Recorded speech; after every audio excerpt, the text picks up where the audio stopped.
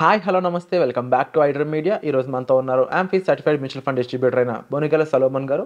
సార్తో మాట్లాడదాం. Hi sir. నమస్తే అండి. సార్, మనకి 1900s టైంలో ఒక పేదవాడు మిడిల్ క్లాస్గా మారడానికి, రిచ్ అవడానికి స్టేజెస్ ఉంటాయి కదా. వాళ్ళ దగ్గర ఎంత ఆస్తి అసెట్స్ ఉన్నాయి దాన్ని బట్టి మిడిల్ క్లాస్ కింద, రిచ్ కింద పరిగణించడం జరుగుతుంది. అలా మారడానికంట వాళ్ళకి పాసిబిలిటీ జస్ట్ 5% ఉండేదంట. బట్ ఆఫ్టర్ 2000, ముఖ్యంగా ఈ మిలీనియల్ టైంలో ఏంటి ఈ జెన్జీ టైంలో 2010 తర్వాత 2020 తర్వాత ఆ పాసిబిలిటీ 86%కి వచ్చేసింది. అంటే ఒక పేదవాడిగా ఉన్నవాడు రిచ్ అవ్వడానికి 86% పాసిబిలిటీస్ ఉన్నాయంట. ఇప్పుడు ఏంటి ఆ పాసిబిలిటీస్? అందులో స్టాక్ మార్కెట్ని నెంబర్ 1గా చూపిస్తూ ఉన్నారు. దీని గురించి కాస్త ఎక్స్ప్లెయిన్ చేస్తారా? ఇప్పుడు విరాట్ గారు చూడండి, మనం ఐ డ్రీమ్ ద్వారా మనం ఫినాన్షియల్ ఎడ్యుకేషన్ ఇవ్వడానికి ప్రయత్నిస్తున్నాం. ఇప్పుడు మనకి ఎప్పుడు కూడా చూడండి విరాట్ గారు, ఒక వ్యక్తి ధనవంతుడు అవ్వాలంటే ఎంత సంపాదిస్తున్నాడు అన్నది కాదు ముఖ్యం, ఎంత ఇన్వెస్ట్ చేస్తున్నాడు అన్నది. మీకు ఎంత డబ్బన్నా రానివ్వండి, మీరు ఇన్వెస్ట్ చేయకుండా మొత్తం ఖర్చు పెట్టేస్తే ఎంత ఎక్కువ డబ్బు వచ్చినా అతను ధనవంతుడు కాలేడు. ఎంత తక్కువన్నా రానివ్వండి, వచ్చిన అమౌంట్లోంచి అతను ఇన్వెస్ట్మెంట్ చేస్తే కొన్ని సంవత్సరాల తర్వాత ఫినాన్షియల్గా అతను ఎంపవర్ అవుతాడు, రిచ్గా రిటైర్ అవుతాడు. ఇప్పుడు రిటైర్ అవటం అంటే ఏమిటి? మనం చెప్పేది రిటైర్ అవటం అంటే ఏమిటి విరాట్ గారు? రిటైర్ అవటం అంటే నేను పని చేయకుండా ఇంట్లో కూర్చోవటం కాదు. రిటైర్ అవ్వటం అంటే నేను ఏ పని చెయ్యకుండా ఇంట్లో ఉంటే కూడా నేను ఇన్వెస్ట్మెంట్ చేసిన డబ్బు ఎన్ని రోజులు, ఎన్ని సంవత్సరాలు, ఎన్ని జనరేషన్స్ నన్ను ముందుకు తీసుకెళ్తాను. నేను ఇన్వెస్ట్ చేసిన డబ్బు ఒకవేళ నేను పని చెయ్యకపోయినా, నాలో శక్తి ఉండి చేసుకుంటానా వెళ్ళండి, ఇంకా నా ఆస్తి పెరుగుతూ ఉంటుంది, ఇన్వెస్ట్మెంట్ ఇంకా చేసుకుంటాను. నేను చేయలేదా, ఎన్ని రోజులు నా భవిష్యత్తు ఆర్థిక పునాది నిలబడుతుంది. అది రిటైర్మెంట్. అయితే ఇప్పుడు పూర్ పర్సన్, ఇప్పుడు మనం ఇక్కడ పూర్ వ్యక్తులను ఎవరన్నా నెలకి 30,000 వచ్చే వాళ్ళని పూర్ అన్నట్టుగా నేను భావిస్తూ చెప్తున్నాను. జనరల్గా పేద వ్యక్తులకి, అంటే లోయర్ మిడిల్ క్లాస్ అనుకోండి, లేకపోతే నెలకి 30,000 వచ్చే వ్యక్తులకి ఎక్కువ రియల్ ఎస్టేట్స్లో పెద్ద పెద్ద ఎకరాల్లో ల్యాండ్స్ కొనటం, ఎక్కువ అసెట్స్ బిల్డ్ చేసుకోలేరు, తక్కువ వస్తుంది కాబట్టి. జనరల్గా వాళ్ళకి లోన్లు కూడా, లయబిలిటీస్ కూడా తక్కువ ఉంటాయి. ఇల్లు కొనుక్కోవాలంటే కూడా, కార్లు కొనుక్కోవాలంటే కూడా లయబిలిటీస్ కూడా పెద్దగా లోన్లు ఇవ్వరు. సో వాళ్ళకి లయబిలిటీస్ ఉండవు. పోయిన ఎపిసోడ్లో మనం మిడిల్ క్లాస్ లయబిలిటీస్లో వాళ్ళు అప్పుల్లో ఇరుక్కుపోతున్నారు. వీళ్ళకి ఈ బాధ లేదు. వీళ్ళు ఏం చేస్తారు? పేదవాళ్ళు వచ్చిన ఇన్కమ్ని వచ్చినట్టు ఎక్స్పెండిచర్ ఖర్చు పెడుతూ ఉంటారు. ఇలా ఖర్చు పెడితే జీవితకాలం పనిచేయాలి, చనిపోయే వరకు పనిచేయాలి. నేనేం చెప్తున్నాను, వచ్చిన ఇన్కమ్ని వచ్చినట్టు ఖర్చు పెట్టకుండా ఒక 20%, అంటే 10,000కి 2,000, 30,000కి 6,000, ఒక 20% వైజ్గా ఇన్వెస్ట్ చేసుకోండి.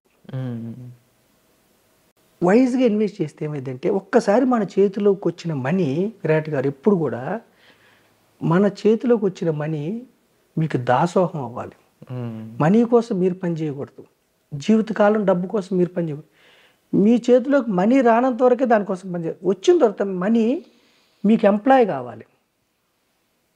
మనీ కోసం మీరు ఎంప్లాయ్ అయ్యారు, డబ్బు మీ చేతికి వచ్చింది, తర్వాత మనీ మీ ఎంప్లాయ్ కావాలి. ఎప్పుడు అవుతుంది మనీ మీ ఎంప్లాయ్ అంటే? మీరు ఇన్వెస్ట్ చేయాలి. మీరు డబ్బుని ఇన్వెస్ట్ చేస్తే మీరు ఇంట్లో నిద్రపోతారు నైటు, కానీ ఇన్వెస్ట్ చేసిన మనీ మీకోసం పనిచేస్తుంది. మీ చేతికి వచ్చిన మనీని మీరు ఇన్వెస్ట్ చేస్తే అది 1,000, 2,000, 5,000, 10,000, 1,00,000, కోట, ఆ మనీ మీకోసం పనిచేయాలి. మీరు నిద్రపోతున్నా మీకు డబ్బుని పెంచి పోషించాలి. ఎక్కడున్నాయి మార్గాలు? చాలా మార్గాలు ఉన్నాయి. ఎఫ్డీలో చేస్తే మీకు పెరుగుతుంది, కానీ ఇన్ఫ్లేషన్ కంటే తక్కువ వస్తుంది. మనం సైజ్ చేయట్లా, వద్దు. ఎండోమెంట్ పాలసీల్లో వస్తుంది, ఇన్ఫ్లేషన్ కంటే తక్కువ వస్తుంది, వద్దు. పోస్ట్ ఆఫీస్ వద్దు. రిస్క్ తీసుకుంటే ప్రతి చోట జీవితంలో రిస్క్ ఉంటుంది. ఆపర్చునిటీ ఉంటుంది, జీవితంలో ఆపర్చునిటీ ఉంటుంది. మనం రిస్క్ తీసుకుంటే ఈక్విటీ మ్యూచువల్ ఫండ్స్ మీరు ఇంట్లో కూర్చున్నా సరే మీకోసం 30 నుంచి 50 కంపెనీస్ మీకోసం పనిచేయాలి. ఒక 5-6 వేలు పేదవాళ్ళు, వాళ్ళకి లయబిలిటీస్ లేవు, ఈఎంఐలు లేవు, 30,000లో ఒక 5,000 లేదా ఒక 3,000 ఇన్వెస్ట్ చేయండి. కానీ ఇన్వెస్ట్మెంటు ఒక ముందు చూపుతో చేయాలి. షార్ట్ పీరియడ్లో స్పెక్యులేషన్లో డబ్బు రాదు, ముందు చూపుతో చేయాలి. గోల్స్ అని ఎందుకంటామంటే విరాట్ గారు, మనం ఇక్కడ గోల్స్ అని మనం ఎందుకు పెడతామంటే ఈక్విటీ మ్యూచువల్ ఫండ్స్లో కానీ ఈక్విటీస్లో గోల్ సెట్ చేస్తే దీర్ఘకాలం ఉంటారు, వాళ్ళ డ్రీమ్ వాళ్ళకి కనపడుతుంది. ఇప్పుడు కష్టపడి పని చేస్తున్నారు డబ్బు కోసం, 20 ఏళ్ళ తర్వాత కష్టపడిపోయినా రిటైర్మెంట్ తీసుకుంటారు. రిటైర్మెంట్ అంటే వాళ్ళ జీవితకాలం డబ్బే వాళ్ళకి అసెట్ సమకూరుతుంది. మీ జేబులోకి డబ్బు తెచ్చి పెట్టాలి. అది ఈక్విటీ మ్యూచువల్ ఫండ్కి మెచ్యూరిటీ ఉండదు, జనరేషన్స్ పనిచేస్తుంది. ఎఫ్డి పెట్టారనుకోండి, మెచ్యూరిటీ ఉంటుంది మీకు, 1 year 2 years 3 years. ఈక్విటీస్కి అట్లా ఉండదు. మీరు ఒక కంపెనీలో ఓనర్షిప్ తీసుకున్నారు, జనరేషన్స్ పనిచేస్తుంటారు. సో మనం ఏం చెప్తున్నామంటే పేదవారికి, మిడిల్ క్లాస్ వారికి కూడా లయబిలిటీస్లో ఇరుక్కోకుండా ఫస్ట్ అసెట్ బిల్డ్ చేసుకోండి. మీకు డబ్బు సమకూర్చి పెట్టాలి, ఆ డబ్బుతో మీరు ఈఎంఐలు కట్టండి. పేదవారికి కూడా మనం ఏం చెప్తున్నాం అంటే ఫస్ట్ అసెట్ బిల్డ్ చేసుకోండి. మీకున్న తాహతులోనే 2,000, 3,000, 5,000, 6,000 ఒక క్రమ పద్ధతిలో. డైరెక్ట్ ఈక్విటీస్ గుడ్, నేను కాదంటలేదు, కానీ సబ్జెక్ట్ ఉండాలి. మళ్ళీ స్పెక్యులేషన్స్కి వెళ్ళొద్దు, ఫ్యూచర్ అండ్ ఆప్షన్స్కి వెళ్ళొద్దు. దేశం మొత్తం మీద మన తెలుగు ప్రజలు ఎక్కువ నష్టపోతున్నారు. SEBI data, future and options, betting, online betting, crypto unregulated మన దేశంలో. బయట దేశాల్లో రెగ్యులేటెడ్ అయితే చేసుకోండి, ఇక్కడ లేదు, అన్రెగ్యులేటెడ్. ఏ యాప్ కరెక్ట్, ఏది తప్పు గవర్నమెంట్స్ గుర్తించలేకపోతుంది. పోతే మాకు సంబంధం లేదంటున్నాయి గవర్నమెంట్స్, వస్తే మాత్రం ట్యాక్స్ తీసుకుంటాం, పోతే మాకు సంబంధం లేదని చెప్తున్నారు. కాబట్టి crypto, online betting, rummy, speculations వద్దు. షార్ట్ పీరియడ్లో రాత్రి కోటీశ్వరుడు వద్దు. ఇన్వెస్ట్మెంట్ చేయండి. ఇన్వెస్ట్మెంట్ కూడా ఎక్కడ చేయండి? ఎవడెవడో టెలిగ్రామ్ యాప్లో లింకులు పంపించి ఇక్కడ జాయిన్ అవ్వండి, స్టాక్స్లు ఎంత వస్తాయని చాలా ఫ్రాడ్స్ అవుతున్నాయి. దొంగ డిమాట్లు అకౌంట్లు ఇచ్చి ఫస్ట్ మీకు యాప్స్లో లక్ష వచ్చినట్టు చూపించి తర్వాత ఎక్కువ మొత్తం పెట్టిన తర్వాత ఇది చేస్తున్నారు. వద్దు. లీగల్గా ఈక్విటీ మ్యూచువల్ ఫండ్స్ చూసుకొని డిస్ట్రిబ్యూటర్స్ ద్వారా, డైరెక్ట్ మ్యూచువల్ ఫండ్ సంస్థలకు వెళ్ళి లేదా డిస్ట్రిబ్యూటర్స్ ద్వారా చూసుకోండి. టెక్నాలజీ ఎంత డెవలప్ అవుతుంటే అవకాశాలు అంత వస్తున్నాయి, అలాగే సైబర్ నేరస్తులు కూడా అంతమంది వస్తున్నారు.